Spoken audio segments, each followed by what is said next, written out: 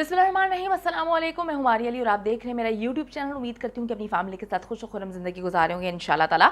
आयशा ने 14 अगस्त को मीनार पाकिस्तान पर गाने की रिकॉर्डिंग और टिकटॉक की रिकॉर्डिंग पहले किस टिकटॉकर के साथ करनी थी? आखिरी लम्हात में आखिर रैम्बो की एंट्री कैसे हो गई? कौन आयशा को मीनार पाकिस्तान से निकलने से मुसलसल रोक रहा था?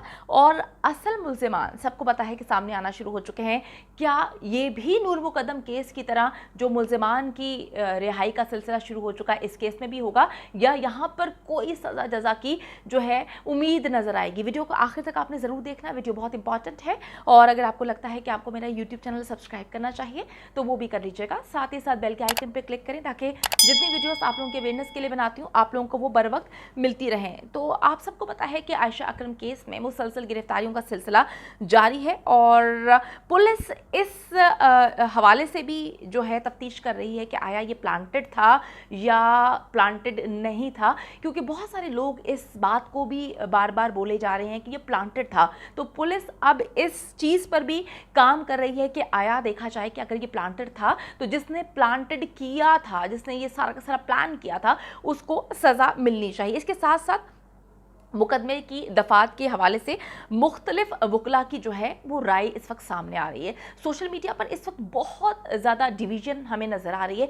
कुछ लोग ऐसे हैं, अगर हम बात करें हमारे नेशनल टेलीविज़न्स की या जो हमारे अगर हम टेलीविज़न लगाएं तो वहाँ पर चीज़ें अलग होती हैं, और जब हम सोशल मीडिया पे एकदम आते हैं तो वहाँ पर चीज़ें अलग होती हैं। कुछ लोग सपोर्ट कर रहे हैं, कुछ लोग अगेंस्ट हैं। बहुत सारी चीज़ें ऐसी हैं जिसकी वजह से लोग मुसलसल इस बात को बोले जा रहे हैं कि ये आयशा दूध की धुली नहीं है, इसने ये सब कुछ प्लान किया था। ये तो खैर अब आगे चल के क्लियर हो जाएगा कि किसने क्या किया था। अच्छा जी, अब जिसमें से जो राय सामने आ रही है, कुछ वकला की राय ये है कि मौत की सज़ा वाली जो दफ़ात हैं, इसके बावजूद कभी इम्कानात हैं कि जिन लोगों को गिरफ्तार किया गया है वो अक्सर मुल्ज़िमान बरी हो जाएंगे। आप सबको पता है कि कितनी सख्त तरीन दफ़ात लगाई गई हैं इन मुल्ज़िमान पर। जो भी इसमें शामिल होगा कि जी जिस तरह से उस लड़की के साथ उसके कपड़े फाड़े गए, अगर चीज़ें साबित हो जाती हैं तो वो सज़ाएं बहुत ही ज़्यादा हॉरिबल किस्म की हैं।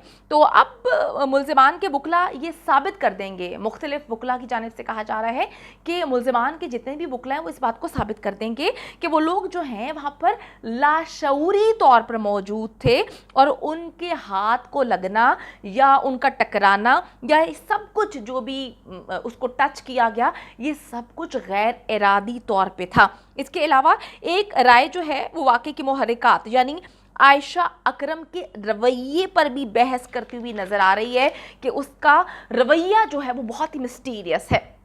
आखिर असल मामला क्या है और किस तरह की सज़ाएं हो सकती हैं? हमारे साथ मौजूद हैं बैरिस्टर वक्कास अब्रेज़ खान, और ये किसी भी तारुफ के मोहताज नहीं। माशाल्लाह जब भी हम टेलीविज़न ऑन करते हैं ये मेन स्ट्रीम मीडिया पे नज़र आते हैं। कोई चैनल ऐसा नहीं है जहां पर वो लोग इनसे कानूनी राय ना ले रहे हों। अस्सलाम वालेकुम वक्कास, उम्मीद करती हूँ कि आप ठीक होंगे। अच्छा वक्कास, मुतासरा लड़की की मुद्दत में 400 नामालूम अफराद के खिलाफ मुकदमा दर्ज किया गया है। उम्र कैद या फिर सजाए मौत की दफात लगाई गई हैं, जो कि बहुत ही सख्त दफात हैं। कानूनी नुक्ते नज़र से इस मुकदमे के बारे में आप क्या कहेंगे? बेदम हुए बीमार दवा क्यों नहीं देते, तुम अच्छे मसीहा हो शफा क्यों नहीं देते, मिट जाएगी महलूक तो तब इंसाफ करोगे, मुनसिफ हो तो अब हशर उठा क्यों नहीं देते। मारिया, सबसे पहले इस जिंदगी, इस वहशियत और बर्बरियत की जितनी भी मजम्मत की जाए वो कम है। जहाँ तक इस केस के अंदर लीगल एस्पेक्ट्स का ताल्लुक है तो 4 दफ़ात को इस केस के अंदर शामिल किया गया है, और जिसमें सबसे रेलिवेंट और पार्टिनेंट जो दफ़ा है वो सेक्शन 354A है, जिसकी सज़ाए मौत है, जो ये कहती है कि आप पब्लिक प्लेस पे किसी खतून के कपड़े उतार देते हैं, उसे बरहना करते हैं, उसे नोचते हैं, तो इस सूरत हाल में सेक्शन 354A जो तज़ीरात पाकिस्तान की दफ़ा है उसके तहत इसकी सज़ाए मौत है। 4 जहाँ तक इस केस की मुद्दत की बात है तो मैं बतौर स्टूडेंट ऑफ लॉ ये समझता हूँ कि रियासत की बुनियादी ज़िम्मेदारी है कि वो इज़्ज़त आबरू और माल जान का तहफ़्फ़ुज़ करे, और जब भी इस तरह का कोई इंसिडेंट हो कि जिसमें ख़वातीन की, बच्चियों की, बेटियों की इस्तों को तार तार किया जाए, पमाल किया जाए, और मुल्ज़िमान जो हैं वो 4 से 500 हों, तो ऐसी सूरत हाल में जो है वो रियासत को चाहिए था, लाइन फोर्सिंग एजेंसीज़ को चाहिए था, CCP हो सकते हैं, IG हो सकते हैं, कोई इससे रिलेटेड कोई SHO हो सकता है थाने का, कि वो अपनी मुद्दईयत में जो है वो मुकदमे को लॉन्च करते, ताकि इतने बासर मुल्ज़िमान हैं, 1 2 3 4 नहीं बल्कि 400 मुल्ज़िमान जो हैं जो इस FIR के अंदर रखे गए हैं। लिहाजा अगर इसको किसी पुलिस ऑफिशियल की मदय्यत में लॉन्च किया जाता तो जो सोशल प्रेशर है या इस केस के अंदर जो कि खतून का तहफ़्फ़ुज़ था, उस हवाले से जो है वो उसको काफ़ी हद तक रिलैक्सेशन हो सकती थी। लेकिन चूँकि इसकी मदय्यत में अब ये केस लॉन्च किया गया है, तो मैं बतौर स्टूडेंट ऑफ लॉ ये समझता हूँ कि प्रैक्टिकली प्रैग्मेटिकली जब हम ऐसे केसेस को देखते हैं तो इसमें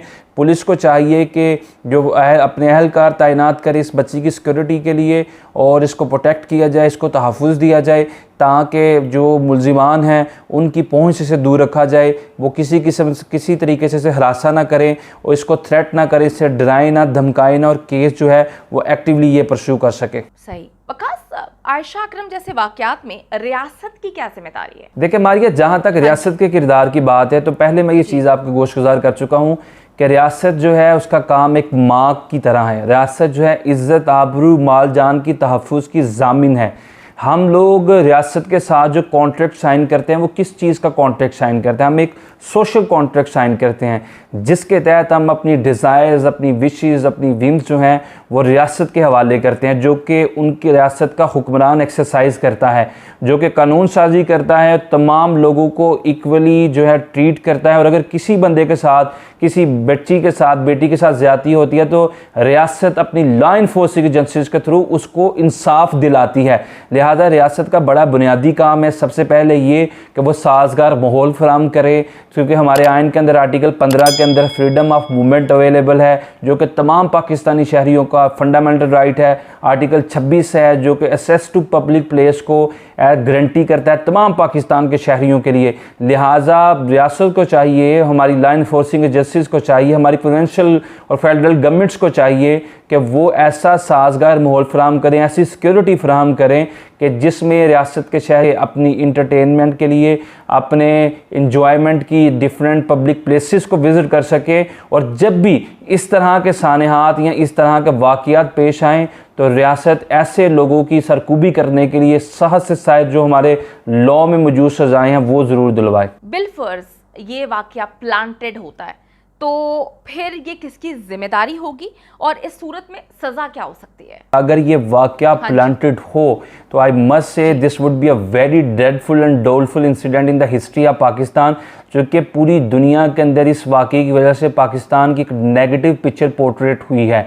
लिहाजा अगर ये वाक़या प्लांटेड था तो जिस बंदे ने इसको प्लांट करने में या मैनिपुलेट करने में अपना किरदार अदा किया, हमारा तज़ीरत पाकिस्तान मौजूद है। और जो मेरी लीगल विजडम है उसके मुताबिक सेक्शन 124A जो सेडेशन की बात करता है कि अगर आप अपने किसी एक्ट से, किसी जेस्चर से, किसी बात से पाकिस्तान को डिफेम करते हैं, फेडरल गवर्नमेंट या प्रोविंशियल गवर्नमेंट के खिलाफ कोई ऐसा एक्ट करते हैं जिससे ना सिर्फ पाकिस्तान में बल्कि पूरी दुनिया में पाकिस्तानी रियासत का जो है वो नेगेटिव इमेज जाता है और इसको मलाइन करते हैं, आप रियासत की तकरीम, उसके तकद्दुस को डिस्पर्च करते हैं, तो सेक्शन 124A मौजूद है जिसकी सज़ा जो है इम्प्रिजमेंट फॉर लाइफ है। जो मिनिमम सज़ा इसके अंदर रखी गई है वो 3 साल है। लिहाजा खुदा ना हास्ता अगर ये प्लांटेड वाक़या निकला तो जो पाकिस्तान की जग हंसाई हुई है, पाकिस्तान के ऊपर पूरी दुनिया में तनकीद के नश्तर और चाकू बरसाए गए हैं। मैं ये समझता हूँ कि फिर आइंदा आने वाले जो वाक़यात इस तरह के खुदा ना हास्ता अगर किसी के साथ कुछ जेन्युइन वक़ूआ भी होता है तो लोग शायद फिर उससे आवाज़ ना उठाएं। लोग पहले यही करें कि आप पहले इन्वेस्टिगेशन करें, इंटेरोगेशन करें और फिर इसी तरह जो है वो ताहीर होती रहे और जो असल हकदार हो किसी भी वक़ूए में या मुकदमे में इंसाफ लेने का, शायद फिर आइंदा आने वाले वक्त में लोग उसकी तरफ भी अपनी निगाहें ना करें। वकास, आयशा अकरम के वाक़े के बाद मुख्तलिफ वाक़यात की इस तरह की वीडियोस जो हैं वो सामने आई, ऐसे वाक़यात का तदारुक किस तरह से किया जा सकता है? देखिए बिल्कुल मारिया, ये कोई इक्का दुक्का वाक़या नहीं है, बल्कि इससे पहले भी इस तरह के वाक़यात जो है रूनुमा होते रहे हैं। इसके बाद भी इस तरह के एक वाक़या जो आज पूरा दिन सोशल मीडिया पे वायरल होता रहा, लोग इसे देखते रहे कि किस तरह एक खतून जो कि अपने ही घर वालों के साथ जा रही थी और जिस तरीके से उसे हरासा किया गया और जो दबीज़ और गंदी हरकत उसके साथ की गई, मैं समझता हूँ कि काबिल अफ़सोस और काबिल मज़म्मत है। लेकिन जहाँ पे हम माशरे को लान तान करते हैं, वहाँ पे मैं बतौर स्टूडेंट ऑफ लॉ ये समझता हूँ कि माशरे के अंदर छुपे हुए इस तरह के गंदे भेड़िए, जो गंदे अंडे हैं, इनका कला कमा करने की ज़रूरत है। और इन लोगों को जब तक हम ये इम्प्रेशन नहीं देंगे, ये इम्पैक्ट क्रिएट नहीं करेंगे कि हमारे माशरे के अंदर, हमारे मुल्क के अंदर जो है वो डेटरेंट पनिशमेंट्स हैं और हमारे मुल्क का जो कन्विक्शन रेट है वो बहुत बेहतर है। अगर कोई भी इस तरह की हरकत व सकनात करता है, कैमरे में रिकॉर्ड होती है या वो पकड़ा जाता है, तो कानून जो है उसको कटहरे में लाएगा, उससे सरेआम फांसियाँ दी जाएंगी, उसका मुंह काला किया जाएगा, उसकी केमिकल कैस्ट्रेशन की जाएगी। जब तक आप ये इम्पैक्ट सोसाइटी में नहीं देंगे, बड़ी माजरत के साथ ये बात कर रहा हूँ कि इस तरह के वाक़यात नहीं रुकेंगे। लोगों की, बच्चियों की इज़्ज़तें और तकरीम इसी तरह तार तार होती रहेंगी। और ये भी हमारे माशरे का एक बड़ा बदतरीन पहलू है कि जो इर्द गिर्द इतराफ़ व इनकाफ में लोग बसते हैं, बजाय इसके कि वो उसको बुरा भला कहें, बजाय इसके कि वो उसको असिस्ट करें, हेल्प करें उस खतून को, उस लड़की को या उस विक्टिम को कि जिनके साथ इस तरह के मामला होते हैं, लोग तमाशाई बने रहते हैं, लोग सुम्मुम बुकमुन वहाँ पे खड़े रहते हैं और कोई के इस तरह का एक्ट नहीं करते जो कि शरी तौर पे, इस्लामी तौर पे या इलाकी तौर पे उनको करना चाहिए। तो लिहाजा जब तक हम इबरतनाक सज़ाएँ नहीं देंगे, अपना कन्विक्शन रेट बेहतर नहीं करेंगे, पुलिस रिफॉर्म्स नहीं करेंगे, अपनी investigation, interrogation, prosecution, judicial reforms नहीं करेंगे, बदकिस्मती से ये जितने भी वाक़यात हैं ये नहीं रुकेंगे। इनका एक ही हल है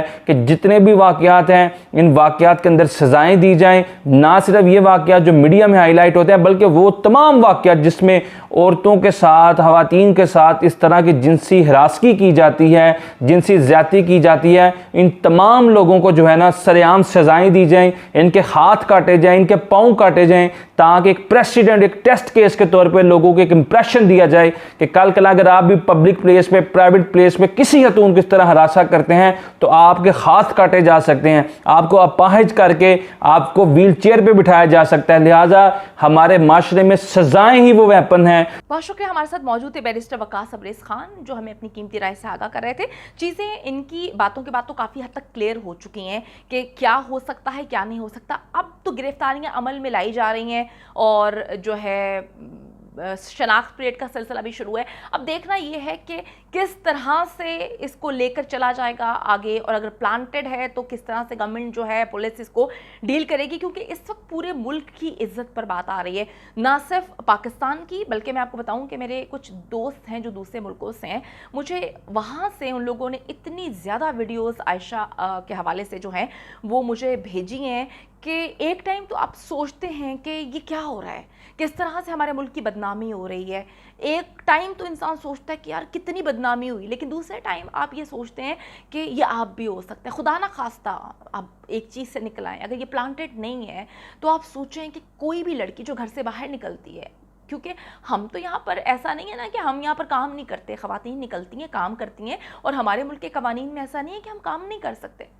हर उस लड़की के लिए ये डर एक दिलो दिमाग में बैठ चुका है कि खुदा ना खास्ता हमारे साथ ऐसा ना हो जाए। तो अब आने वाला वक्त ही बताएगा कि एग्जैक्टली ये पूरा केस जो है किस तरफ जा रहा है, और इंशाल्लाह ताला हम यही दुआ करेंगे कि जिसने गलत किया है, चाहे वो कोई भी है, उसको ज़रूर सज़ा मिले, क्योंकि जब तक सज़ा और जज़ा का सिलसिला शुरू नहीं होगा ऐसे वाक़यात भी होते रहेंगे।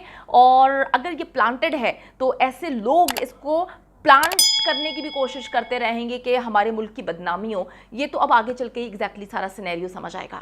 उम्मीद करती हूँ कि वीडियो पसंद आई है। कमेंट सेक्शन में जाके जल्दी से अपनी राय का इजहार करें, वीडियो को ज़्यादा से ज़्यादा शेयर करें, मेरे चैनल को सब्सक्राइब करें। और पाकिस्तान एक खूबसूरत मुल्क है, उस खूबसूरत मुल्क के हवाले से मैंने एक चैनल बनाया है, उसको पिन कर दिया है, लिव लाइक मारिया, जल्दी से जाके उसको भी सब्सक्राइब कर लें।